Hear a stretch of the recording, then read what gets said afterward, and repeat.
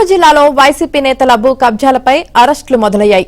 Badvel municipal vice chairman YCP నేత గోపాలస్వామిని పోలీసులు అరెస్టు చేశారు. చెన్నంపల్లె గ్రామం సర్వే నెంబర్ 1754/2లోని దళితుల భూములను అక్రమంగా రిజిస్టర్ చేసుకున్నారంటూ బద్వేల్ పోలీస్ స్టేషన్లో బాధితులు ఫిర్యాదు చేశారు.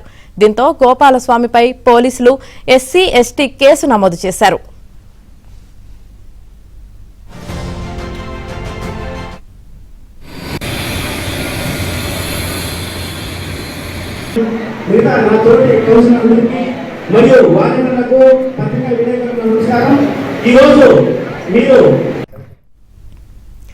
అయితే గత 20 రోజులుగా గోపాలస్వామి పరారీలో ఉన్నారు. ఏపీ హైకోర్టులో బెయిల్ కోసం తీవ్రంగా ప్రయత్నించి విఫలం కావడంతో బద్వేల్ పోలీసులకు హైదరాబాద్లో లొంగిపోయారు. ఈ భూ వ్యవహారం కేసు విచారణలో గోపాలస్వామికి సహకరించిన అధికారుల పేర్లు వెల్లడించే అవకాశముందంటున్నారు.